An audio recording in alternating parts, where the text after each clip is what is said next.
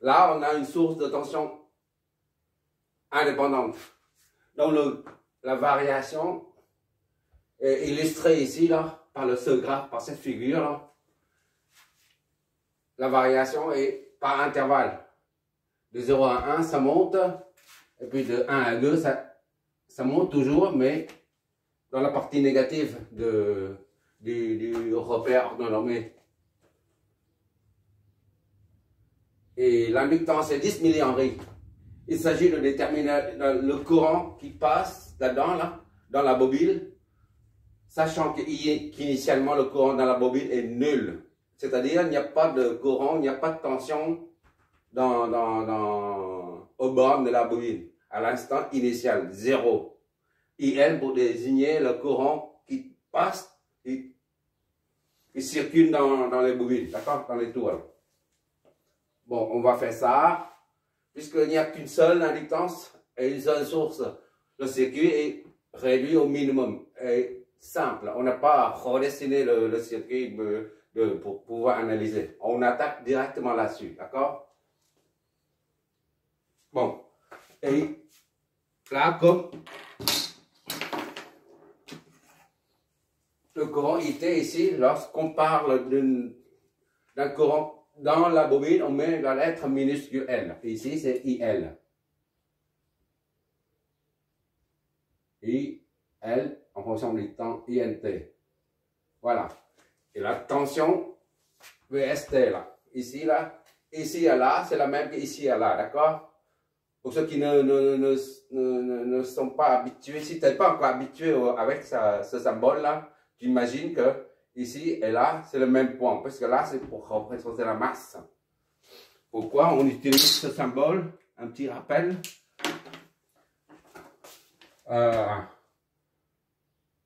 Si tu fais la conception en électricité, en électronique, par exemple, je ne parle pas d'une voiture, hein, je parle de la conception. Si tu dessines les plans comme ça, voilà. Tu as une résistance, une autre. Ici, tu as une diode. Voilà. Ici, tu as un transistor, peu importe.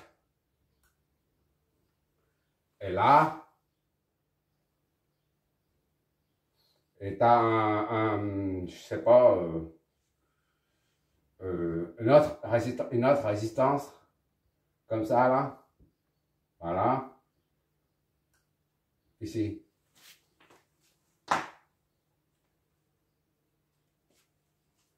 Et tu as ici encore une résistance.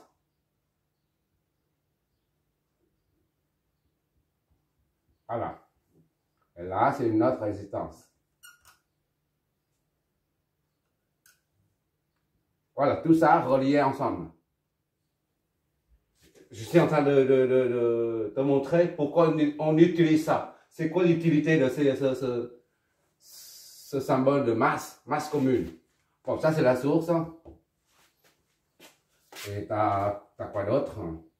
Ici, tu as une résistance et un transistor, je sais pas. Voilà. Et tu as une résistance. Ici. Voilà, ici c'est ça ici.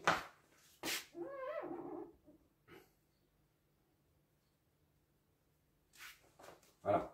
Le courant qui passe là-dedans, et tout ça retourne à la source. D'accord? Tu vois ici que tu vois. Ok, tu vois toujours. Tu vois ici que c'est quand on dessine ce schéma avec toutes ces composants, c'est comme s'il s'agit d'une toile d'araignée.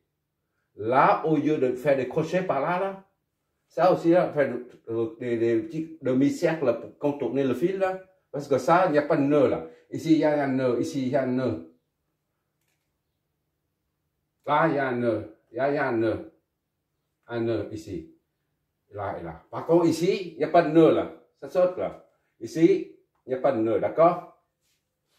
Ici, surtout, ça et ça. Au lieu de dessiner comme ça, là, tu peux l'enlever. Tu peux l'enlever. Tu enlèves ça. D'accord? Je redessine. Tu enlèves ça, voilà, tout simplement. Tu enlèves ça. Et tu dis que ici, tu fais un symbole ici. c'est la masse, et tu remets ça ici. Tout à l'heure, c'était allongé jusque-là, en contournant le fil horizontal. Maintenant, tu mets ça, ça veut dire que ça rejoint ce point-là, ce fil-là. De même, ici, au lieu de faire un rond, ici, là, d'accord? Je vais ici. C'était comme ça, d'accord? Voilà.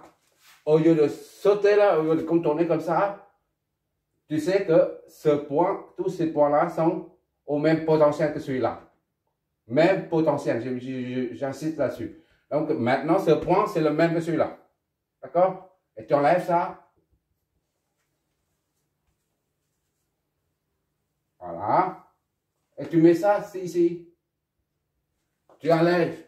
Ça permet d'alléger le chemin. D'accord? Des fois, on voit qu'un amplificateur AOP qui est comme ça, là. Ou un transistor, par exemple. Bon, un amplificateur. Et ça va sur la masse. D'accord? Et ça, je sais pas, peu importe. Au lieu de relier ça à ça, on met ça. Ça, c'est la même chose que ça. D'accord? Mais pour alléger le truc, tu fais ça. Voilà. C'est plus clair maintenant le schéma. D'accord? Là, par contre, tu es obligé de laisser ça comme ça. D'accord? Tu ne peux pas faire autrement. Bon, ça c'est juste juste pour te montrer pourquoi et comment on utilise ce genre de symbole.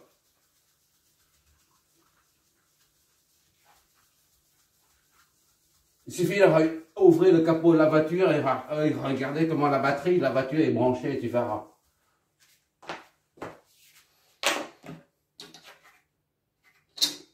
Bon, pour faire ça, on va, pour déterminer la tension, le courant, je veux dire.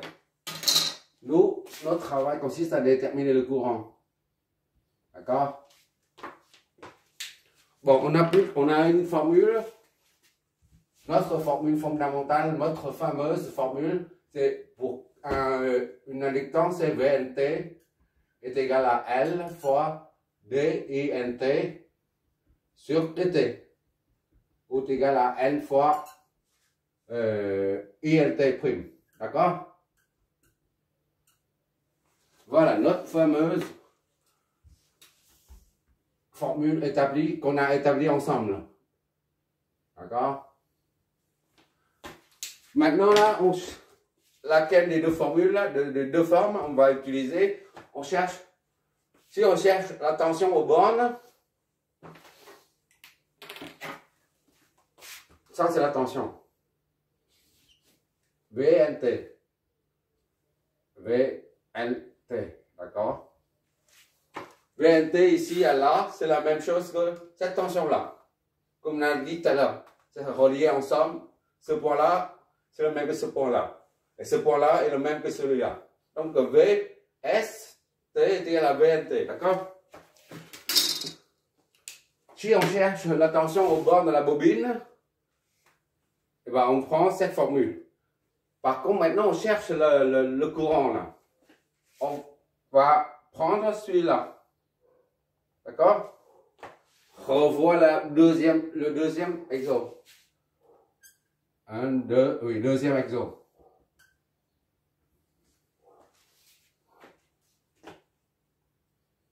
On y va. Maintenant, VNT, on prend celui-là.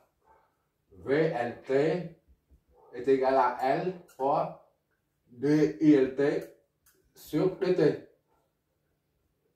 Puisqu'on cherche à intégrer, il faut intégrer pour trouver le courant. D'accord? Donc, pour intégrer, il faut deux quantités physiques, ou deux quantités réelles, D là, ou epsilon D et D, les deux lettres. Là. Parfois, il y en a qui n'arrivent pas à intégrer, ils ne savent pas comment faire, on pense que ça c'est un symbole. Or, ça c'est pas un symbole, c'est une quantité réelle. mais une quantité tellement petite qu'on baptise infinitésimale, d'accord? C'est une quantité réelle, ça, idem. Bon, maintenant, on va chercher INT, d'accord? À partir de là, on a des INT, on résout normalement l'équation là. D INT est égal à ça multiplié. Sinon, on va voir DL. Voilà, comme ça, on voit mieux. Ça fois, on passe ça de l'autre côté, il y en a 1 sur L. D'accord? Fois VNT. D'accord? Multiplié par D. T. Puisque c'est une quantité réelle, ce n'est pas un symbole, c'est la raison pour laquelle on peut multiplier. Sinon, s'il ne s'agit pas d'une quantité réelle, on ne peut pas multiplier. D'accord? Ça ne peut pas être un symbole. J'insiste là-dessus plusieurs fois. Et maintenant, pour intégrer, il suffit de mettre deux signes intégrales. D, INT, de part et d'autre. Comme si tu as le 4 est égal à 2 plus 2. Et tu fais la racine carrée de ça. Tu as le droit de le faire. D'accord? Ou alors, tu fais 4 est égal à 3 plus 1. C'est la même chose. Hein? Tu peux faire exponentielle de ça. Est égal à exponentielle de ça. Ainsi de suite. Logarithme de 4. Et logarithme de 3 plus 1. D'accord? Au lieu d'appliquer les racines exponentielles au logarithme, et ben tu mets intégrale. Tout simplement. Ou encore les différentiels. D'accord? Ici, on met. Mais il faut que ça soit. Pour faire une intégrale, il faut que de part et d'autre, du signe égal, il y a les quantités D. D'accord?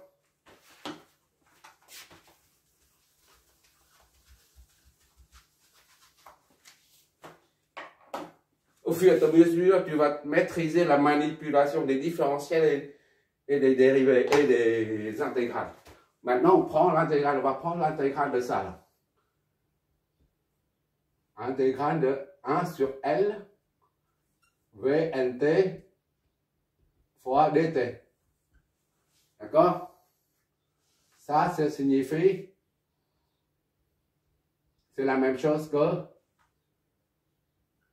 je vais doucement, INT, on met ça, on l'isole, on sort de l'intégrale, ça soit 1 sur L, intégrale de VNT fois DT.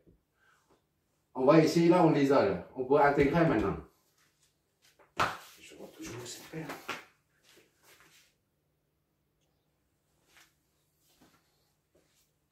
Ça signifie que dt, ça donne, on intègre ça donne INT ici. INT est égal à ça. D'accord? On garde tel quel. 1 sur L, intégrale de VNT fois dt. D'accord? Ça, là, maintenant, on connaît INT. Là. Il faut trouver VNT et on injecte là-dedans, on intègre pour trouver le courant. D'accord? Or, la tension, là, elle n'est pas continue. Elle varie par intervalle de temps. Donc, il faut étudier, il faut trouver VNT par intervalle de temps. Puisque I qui la traverse varie par intervalle, la tension aussi aux bornes suit par intervalle.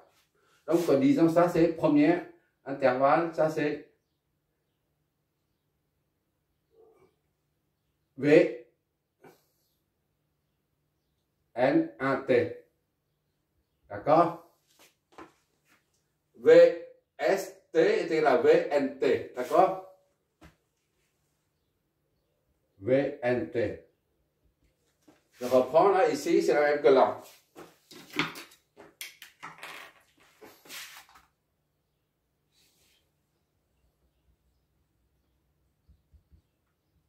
Voilà.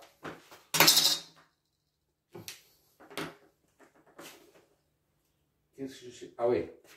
Le premier intervalle, Vn1t. Deuxième intervalle, Vn2t. D'accord? C'est toujours pareil, c'est toujours le même principe. Maintenant, on va déterminer ça. Vn1t puis Vn2t. Pour tout t appartient à 0 et 1 seconde. 0 et 1 seconde, on a, qu'est-ce qu'on a nous? Une droite montant. Le coefficient des recteurs doit être positif.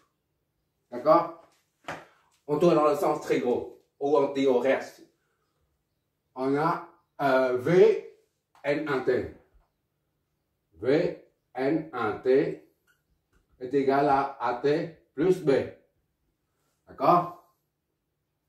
Ainsi, pour T est égal à 0, là, ici, le premier, Vn1 de 0 est égal à A fois 0, T c'est 0, plus B est égal à combien? À 0, on a l'ordonnée qui est nulle. C'est-à-dire 0 plus B est égal à 0, soit B est égal à 0. Premier coef, pour T est égal à 1 seconde. On a Vn1 de 1 seconde est égal à A fois 1 plus B est égal à, lorsque T est égal à 1 seconde, on a 5 volts. D'accord? Donc ça implique 1 fois ça fait A plus B. B c'est 0 est égal à 5. Soit A est égal à 5.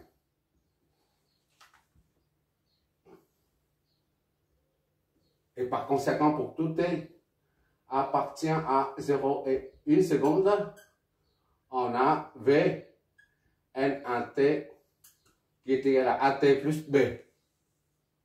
AT plus B.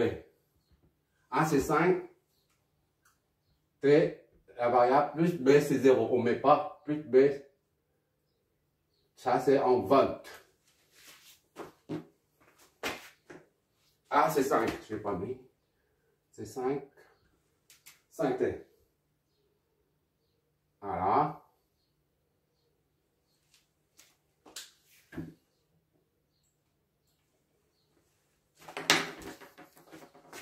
Ok, toujours. Maintenant, pour le deuxième intervalle, de 1 à 2, pour tout T appartient à l'intervalle 1 et 2 secondes, on a Vn de t qui est égal à, d'accord, Vn de t là. Deuxième intervalle N de t est égal à, toujours c'est une droite montant, là, droite montant, AT plus B. Une droite affine si tu préfères. Ainsi pour t est égal à 1 seconde, alors Vn de t, t c'est 1 seconde, est égal à A fois 1 plus B. Est égal à combien? Deuxième intervalle. Lorsque t est à 1, ça moins 5. C'est-à-dire 1 A plus B est égal à moins 5. Disons ça c'est 1. Pour T est égal à 2, on a Vn2 de 2 est égal à A fois 2 plus B est égal à combien? Lorsque T est égal à 2, l'ordonnée est nulle. C'est-à-dire 2A plus B est égal à 0. Ça c'est 2. Pour trouver les coefficients A et B, on prend la deuxième équation, on enlève moins la première, d'accord? Ça, moins ça donne A. 2 moins A Deuxième équation, moins la première.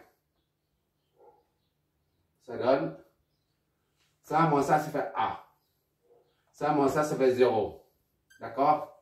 Ça moins ça fait moins et moins ça fait plus. 5. Donc A est égal à 5.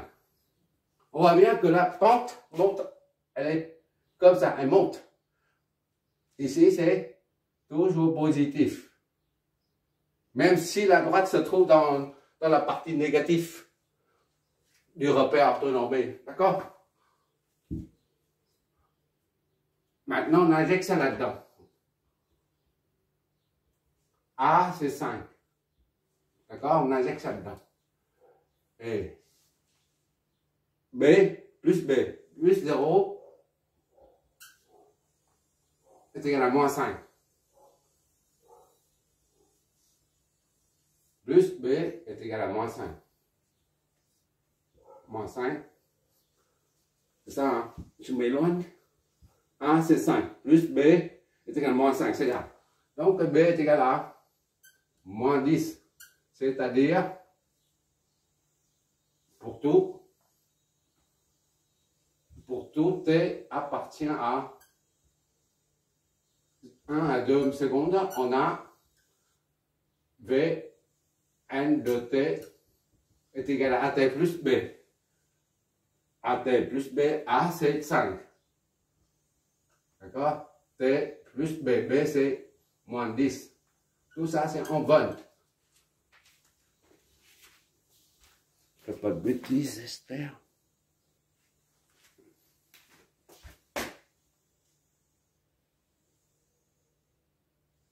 Voilà, deuxième intervalle. Maintenant, il s'agit de calculer INT, le courant. Puisqu'on a la tension des deux qui correspond aux deux intervalles.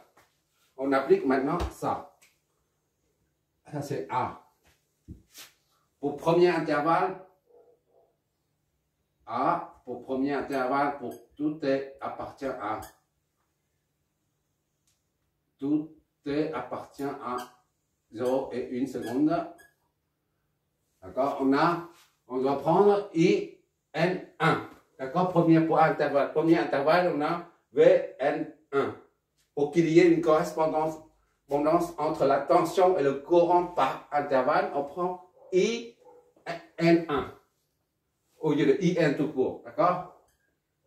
C'est une façon de numéroter, c'est tout. T est égal à VT là pour la premier intervalle, on prend celui-là. 1 sur L intégrale de Vn1t. D'accord? Vn1t. dt. Voilà. Je vois toujours ça. Attends, je sais. Donc, est égal à 1 sur L. 1 sur N, c'est combien? 1 sur 10 puissance moins 3 en V. D'accord? Intégrale de Vn1t, c'est 5t. Fois dt. D'accord? Et qu'est-ce que ça nous donne? 5 sur 10 puissance moins 3 intégrale de T dt. Voilà. 0,5 10 moins. C'est-à-dire IN1T. 5 divisé par 10, ça fait 0,5. D'accord? 10 moins 3 en dessous, on met au-dessus. On le met au-dessus, ça va 10 puissance 3. D'accord? Intégrale de T dt. Soit ça, c'est 5, 10 puissance 2. T dt. D'accord? C'est-à-dire 500 T dt. D'accord? dernière ligne. Bon, on intègre à ça. Ça donne IN un T. Ça serait 500. On intègre. T carré sur 2 plus K1. La constante d'intégration. D'accord? C'est ça, hein? OK. Donc, ça donne, on multiplie ça, ça donne IN1T. C'est la dernière ligne parce qu'on ne voit plus du tout. On va même pas m'arranger là. 250 T au carré fois plus 500 K1. 1. En posant K est égal à 500 K1.